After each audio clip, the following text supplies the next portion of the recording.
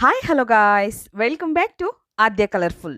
ನಾನು ಸುಮಾ. ಫ್ರೆಂಡ್ಸ್, ಇವತ್ತಿನ ವಿಡಿಯೋದಲ್ಲಿ ಒಂದು ಈವ್ನಿಂಗ್ ಸ್ನ್ಯಾಕ್ಸ್ ರೆಸಿಪಿನ ನಿಮ್ಮ ಜೊತೆ ಶೇರ್ ಮಾಡ್ತಾ ಇದ್ದೀನಿ. ಖಂಡಿತವಾಗ್ಲೂ ಮಕ್ಕಳು ಮನೆಯಲ್ಲೇ ಇರೋದ್ರಿಂದ ರಜದಲ್ಲಿ ಯಾವಾಗಲೂ ಕೂಡ ಸಂಜೆ ಹೊತ್ತು ಏನಾದರೂ ತಿನ್ನಬೇಕು ಅನ್ನಿಸ್ದಾಗ ರುಚಿಯಾಗಿರುವಂಥ ಈಸಿಯಾಗಿರುವಂತಹ ಒಂದು ಗರಿಗರಿಯಾದ ಈರುಳ್ಳಿ ವಡೆಯನ್ನು ಹೀಗೆ ಮಾಡಿದರೆ ಒಂದು ಬಿಡದೆ ತಿಂದು ಮುಗಿಸ್ತಾರೆ ಅಂತ ಹೇಳ್ಬೋದು.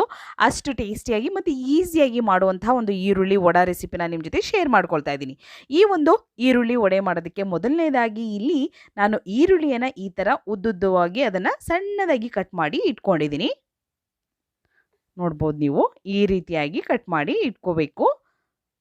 ಸೊ ಫ್ರೆಂಡ್ಸ್, ನೀವು ಯಾರಾದರೂ ಫಸ್ಟ್ ಟೈಮ್ ನನ್ನ ಚಾನಲ್ಗೆ ವಿಸಿಟ್ ಮಾಡಿದರೆ ಪ್ಲೀಸ್ ನನ್ನ ಚಾನಲ್ನ ಸಬ್ಸ್ಕ್ರೈಬ್ ಮಾಡ್ಕೊಳ್ಳಿ, ಹಾಗೆ ಲೈಕ್ ಮಾಡಿ ಮತ್ತು ಹೆಚ್ಚೆಚ್ಚು ಶೇರ್ ಮಾಡಿ ಫ್ರೆಂಡ್ಸ್. ಓಕೆ, ಸೊ ಇವಾಗ ಈರುಳ್ಳಿಗೆ ಸ್ವಲ್ಪ ಉಪ್ಪನ್ನು ಹಾಕ್ಕೊಳ್ಳೋಣ ನಾವು. ನೋಡಿ, ಒಂದು ಅರ್ಧ ಸ್ಪೂನ್ ಆಗುವಷ್ಟು ಉಪ್ಪನ್ನು ಹಾಕ್ಕೊಂಡಿದ್ದೀನಿ. ಉಪ್ಪು ಹಾಕಿದ ನಂತರ ಇದನ್ನು ನೀಟಾಗಿ ನಾವು ಚೆನ್ನಾಗಿ ಇದನ್ನು ಮಿಕ್ಸ್ ಮಾಡಬೇಕಾಗುತ್ತೆ. ತುಂಬಾ ಈಸಿಯಾಗಿರುವಂತಹ ಒಂದು ಈರುಳ್ಳಿ ವಡೆ ಇದು. ಖಂಡಿತವಾಗ್ಲೂ ನಾನು ಈರುಳ್ಳಿಯಿಂದ ಮಾಡುವಂಥ ಸುಮಾರು ಸ್ನ್ಯಾಕ್ಸ್ ರೆಸಿಪಿನ ನಿಮ್ಮ ಜೊತೆ ಶೇರ್ ಮಾಡಿದ್ದೀನಿ ಫ್ರೆಂಡ್ಸ್. ಯಾರಾದರೂ ನೋಡಿಲ್ಲ ಅಂದರೆ ಖಂಡಿತ ಚಾನಲಲ್ಲಿ ಚೆಕ್ ಮಾಡಿ. ನಿಮಗೆ ಇಷ್ಟವಾಗುವಂತಹ ಸ್ವೀಟು, ಸ್ನ್ಯಾಕ್ಸು ಎಲ್ಲ ಥರದ ರೆಸಿಪಿಗಳು ಕೂಡ ಸಿಗುತ್ತೆ. ಓಕೆ, ನೋಡಿ, ಇವಾಗ ನಾನು ಈರುಳ್ಳಿಯನ್ನು ಕೈಯಿಂದನೇ ಈ ರೀತಿಯಾಗಿ ಚೆನ್ನಾಗಿ ಅದನ್ನು ಹೀಗೆ ಬಿಡಿಸ್ಕೊಳ್ತಾ ಇದ್ದೀನಿ. ನೋಡ್ಬೋದು ನೀವು, ಸ್ವಲ್ಪ ಉಪ್ಪಾಕಿ ಈ ರೀತಿ ನಾವು ಕೈಯಿಂದನೇ ಅದನ್ನು ಬಿಡಿಸ್ಕೊಂಡ್ರೆ ತುಂಬ ಚೆನ್ನಾಗಿ ಬರುತ್ತೆ. ಯಾಕೆಂದರೆ ಒಂದೇ ಸಲ ನಾವು ಈರುಳ್ಳಿಯನ್ನು ಹಾಕೋದ್ರಿಂದ ಆ ಸ್ನ್ಯಾಕ್ಸು ಅಷ್ಟು ಹಿಟ್ಟು ಅವು ಇವು ಎಲ್ಲದನ್ನು ಹಾಕಿ ಮಿಕ್ಸ್ ಮಾಡಿದ್ರೆ ಅಷ್ಟು ಚೆನ್ನಾಗಿ ಬರೋದಿಲ್ಲ. ಫಸ್ಟಿಗೆ ಈರುಳ್ಳಿ ವಡೆ ಮಾಡಬೇಕಾದ್ರೆ ನೀವು ಈರುಳ್ಳಿ ಬೋಂಡ ಮಾಡಬೇಕಾದ್ರೂ ಅಷ್ಟೇ, ಈರುಳ್ಳಿ ಬಜ್ಜಿ ಮಾಡಬೇಕಾದ್ರೂ ಅಷ್ಟೇ, ಈರುಳ್ಳಿ ವಡೆ ಮಾಡಬೇಕಾದ್ರೂ ಅಷ್ಟೇ, ಈರುಳ್ಳಿನ ಫಸ್ಟು ಈ ರೀತಿ ನೀವು ಬಿಡಿಸ್ಕೋಬೇಕಾಗುತ್ತೆ. ನಂತರ ಇಲ್ಲಿ ನಾನು ಒಂದು 2 ಹಸಿರು ಮೆಣಸಿನ್ಕಾಯಿನ ಸಣ್ಣದಾಗಿ ಕಟ್ ಮಾಡಿ ಹಾಕ್ಕೊಂಡಿದ್ದೀನಿ. ನಂತರ ಇವಾಗ ಇದಕ್ಕೆ ಕರಿಬೇವನ್ನು ಹಾಕ್ಕೊಳ್ಳೋಣ. ಸಣ್ಣದಾಗಿ ಕಟ್ ಮಾಡಿ ಸುಮಾರು ಒಂದು 10ರಿಂದ 15 ಎಲೆನ ನಾನು ಸಣ್ಣದಾಗಿ ಕಟ್ ಮಾಡಿ ಇಟ್ಕೊಂಡಿದ್ದೀನಿ. ಅದನ್ನು ಕೂಡ ಇವಾಗ ಇದಕ್ಕೆ ಸೇರಿಸ್ಕೊಳ್ತೀನಿ ಫ್ರೆಂಡ್ಸ್.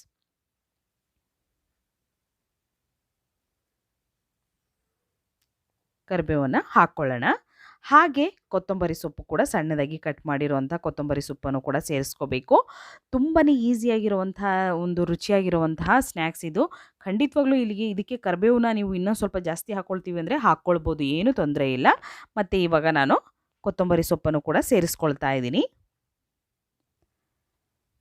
ಹಾಗೆ ಇದಕ್ಕೆ ಸಣ್ಣದಾಗಿ ಕಟ್ ಮಾಡಿರುವಂತಹ ಶುಂಠಿ ಕೂಡ, ಹಸಿ ಶುಂಠಿ ಇರುತ್ತಲ್ಲ ಅದನ್ನು ಕೂಡ ಸ್ವಲ್ಪ ಹಾಕ್ಕೊಳ್ತೀನಿ. ಸಣ್ಣದಾಗಿ ತುರಿದು ಅಥವಾ ಕಟ್ ಮಾಡಿ ಕೂಡ ನೀವು ಹಾಕ್ಕೊಳ್ಬೋದು.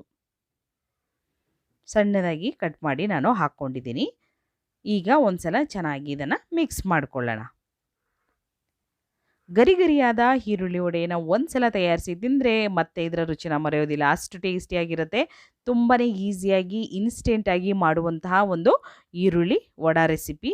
ಸೊ ಈಗ ಕೈಯಿಂದ ಚೆನ್ನಾಗಿ ಇದನ್ನು ಮಿಕ್ಸ್ ಮಾಡ್ಕೊಳ್ತಾ ಇದ್ದೀನಿ. ನೋಡಿ, ಹೀಗೆ ಇದನ್ನು ಮಿಕ್ಸ್ ಮಾಡ್ಕೊಳ್ಳೋಣ. ಈರುಳ್ಳಿ ಬೋಂಡ ಬಜ್ಜಿನ ನೀವು ಮನೆಯಲ್ಲಿ ತಿಂದಿರ್ತೀರ. ಹಾಗೆ ವಡೆ ಕೂಡ ನಾನು ಶೇರ್ ಮಾಡಿದ್ದೀನಿ ಹೇಗೆ ತಯಾರಿಸೋದು ಅಂತ. ಆದರೆ ಇದು ಮಾಡ್ತಿರೋವಂತಹ ಒಂದು ವಡ ಡಿಫ್ರೆಂಟ್ ವಿಧಾನದಲ್ಲಿ, ತುಂಬಾ ಹೊಸ ವಿಧಾನ, ತುಂಬಾ ಈಸಿಯಾಗಿ ಮಾಡ್ಕೊಳ್ಳುವಂತಹ ಒಂದು ವಿಧಾನದಲ್ಲಿ ತಿಳಿಸ್ಕೊಡ್ತಾ ಇದ್ದೀನಿ. ನಂತರ ಇದಕ್ಕೆ ನಾನು ಒಂದು ಅರ್ಧ ಕಪ್ ಆಗುವಷ್ಟು ಹಿಟ್ಟನ್ನು ಸೇರಿಸ್ಕೊಳ್ತಾ ಇದ್ದೀನಿ. ಒಂದು ಅರ್ಧ ಕಪ್ ಹಾಕ್ಕೊಳ್ಳೋಣ ಸಾಕು, ಜಾಸ್ತಿ ಬೇಡ. ನಂತರ ಈಗ ಒಂದ್ಸಲ ಮಿಕ್ಸ್ ಮಾಡ್ಕೊಳ್ಳೋಣ. ನಮಗೆ ಹಿಟ್ಟು ಎಷ್ಟು ಬೇಕೋ ನೋಡಿಕೊಂಡು ಉಪಯೋಗಿಸ್ಬೇಕಾಗುತ್ತೆ. ನಾನಿಲ್ಲಿ ಉಪಯೋಗಿಸ್ತಾ ಇರೋಂಥ ಹಿಟ್ಟು ಮೈದಾ ಹಿಟ್ಟನ್ನು ಹಾಕ್ಕೊಳ್ತಾ ಇದ್ದೀನಿ. ನಂತರ ಈಗ 1 ಸ್ಪೂನ್ ಆಗುವಷ್ಟು ನಾನು ಅಚ್ಕಾರದ ಪುಡಿಯನ್ನು ಹಾಕ್ಕೊಳ್ತಾ ಇದ್ದೀನಿ. ಕಾಶ್ಮೀರ್ ರೆಡ್ ಚಿಲ್ಲಿ ಪೌಡರ್ನ ಹಾಕ್ಕೊಳ್ತಾ ಇದ್ದೀನಿ ಫ್ರೆಂಡ್ಸ್. ನಂತರ ಮಿಕ್ಸ್ ಮಾಡ್ಕೊಳ್ಳೋಣ. ಇದಕ್ಕೆ ಸೋಂಪನ್ನು ಹಾಕ್ಕೊಳ್ತೀನಿ. ಒಂದು ಅರ್ಧ ಸ್ಪೂನ್ ಆಗುವಷ್ಟು ಸೋಂಪು, 1/4 ಟೀ ಸ್ಪೂನ್ ಆಗುವಷ್ಟು ಸೋಂಪನ್ನು ಹಾಕ್ಕೊಳ್ಳೋಣ. ಸೋಂಪು ಅಥವಾ ಅಜ್ವೈನು ಹಾಕ್ಕೊಳ್ಬೋದು, ಅಥವಾ ಅವೆರಡೂ ಇಲ್ಲ ಅಂದರೆ ಜೀರಿಗೆ ಕೂಡ ಹಾಕ್ಕೊಳ್ಬೋದು ನೀವು. ಸೊ ಜೀರಿಗೆ ಬರೀ ಅದೇ ಸ್ಮೆಲ್ ಬರುತ್ತೆ ಅಂತ ಅಂದರೆ ಖಂಡಿತ ಸ್ಕಿಪ್ ಮಾಡ್ಬೋದು ನೀವು. ಇಲ್ಲ ಅಂತಂದರೆ ಸೋಂಪಿದ್ರೆ ಸೋಂಪನ್ನು ಉಪಯೋಗಿಸಿ, ಇಲ್ಲ ಅಜ್ವೈನ್ ಇದ್ದರೆ ಅಜ್ವೈನ್ ಹಾಕ್ಕೊಳ್ಳಿ, ತುಂಬ ಚೆನ್ನಾಗಿ ಬರುತ್ತೆ.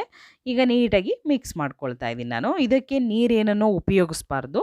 ಬೇಕು ಅಂತ ಅಂದರೆ, ಜಾಸ್ತಿ ಗಟ್ಟಿ ಆಗ್ತಿದೆ ಅಂದರೆ ನೀರನ್ನು ಉಪಯೋಗಿಸಿ, ಇಲ್ಲ ಅಂತಂದರೆ ನೀರೇನು ಬೇಕಾಗೋದಿಲ್ಲ.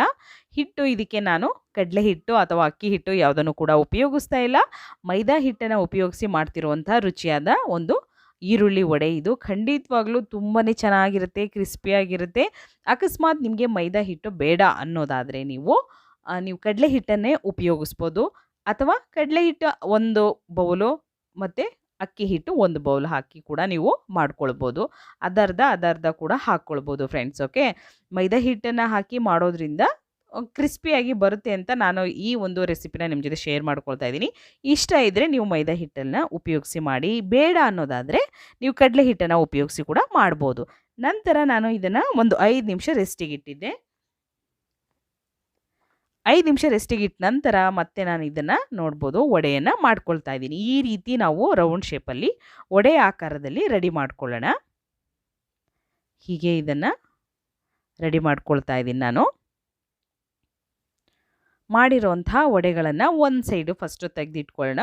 ಒಂದು ತಟ್ಟೆಯಲ್ಲಿ ನೀವು ಜೋಡಿಸಿ ಇಟ್ಕೊಂಡ್ರೆ ನಂತರ ಎಣ್ಣೆ ಕಾದ ನಂತರ ಅದರಲ್ಲಿ ಫ್ರೈ ಮಾಡ್ಕೊಳ್ಳೋಕ್ಕೆ ಹೆಲ್ಪ್ ಆಗುತ್ತೆ. ನೋಡಿದ್ರಲ್ಲ, ಈ ರೀತಿಯಾಗಿ ರೆಡಿ ಮಾಡ್ಕೊಳ್ತಾ ಇದ್ದೀನಿ. ಬೇಕು ಅಂದರೆ ಇದಕ್ಕೆ ಕರಿಬೇವು ಮತ್ತು ಕೊತ್ತಂಬರಿ ಸೊಪ್ಪು ನೀವು ಇನ್ನೊಂದು ಸ್ವಲ್ಪ ಕೂಡ ಹಾಕ್ಕೊಳ್ಬೋದು. ತುಂಬ ಈಸಿಯಾಗಿ ಮಾಡುವಂಥ ವಿಧಾನವನ್ನು ನಾನು ತಿಳಿಸ್ಕೊಟ್ಟಿದ್ದೀನಿ.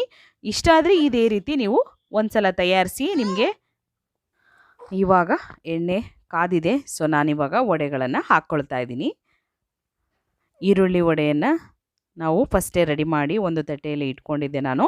ಅದನ್ನು ಈಗ 1 ಬೈ 1 ಈ ಒಂದು ಪ್ಯಾನಿಗೆ ಹಾಕ್ಕೊಳ್ತಾ ಇದ್ದೀನಿ.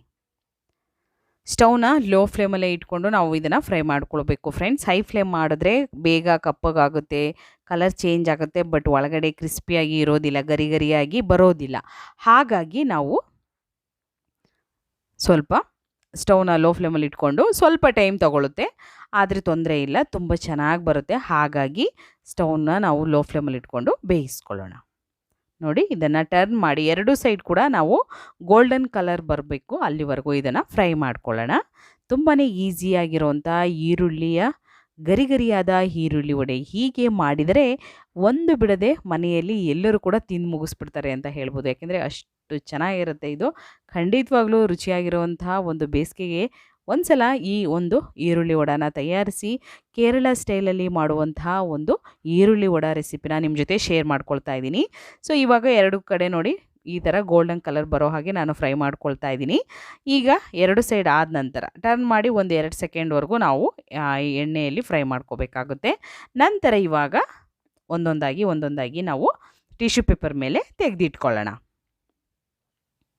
ಹೀಗೆ 1 ಬೈ 1 ನಾನು ತೆಗೆದಿಟ್ಕೊಳ್ತಿದ್ದೀನಿ. ತುಂಬಾ ರುಚಿಯಾಗಿರುವಂಥ ಒಂದು ಆನಿಯನ್ ವಡಾನ ಶೇರ್ ಮಾಡಿದ್ದೀನಿ. ನೀವು ಕೂಡ ಇದನ್ನು ತಯಾರಿಸಿ ಹೇಗೆ ಬಂತು ಅಂತ ತಪ್ಪದೆ ಕಾಮೆಂಟ್ ಸೆಕ್ಷನಲ್ಲಿ ತಿಳಿಸಿ. ಇವತ್ತಿನ ವಿಡಿಯೋ ಸ್ವಲ್ಪನಾದರೂ ಇಷ್ಟ ಆಗಿದ್ರೆ ಚಾನಲ್ನ ಸಬ್ಸ್ಕ್ರೈಬ್ ಮಾಡ್ಕೊಳ್ಳಿ. ಬಾಯ್, ಸಿ ಯು, ಟೇಕ್ ಕೇರ್.